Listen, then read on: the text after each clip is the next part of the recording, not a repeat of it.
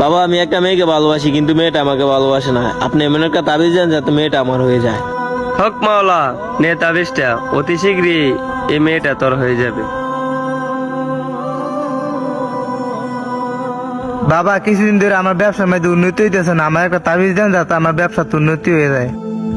শোন, তুই আগে 2000 টাকা বার কর। নেন বাবা, আমি নামাজটা পড়ে আসি।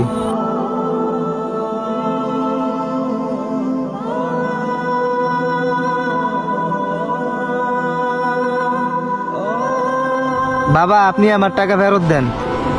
কিন্তু কেন? বাবা আমার ব্যবসার জন্য আমার আল্লাহ তাআলা যথেষ্ট।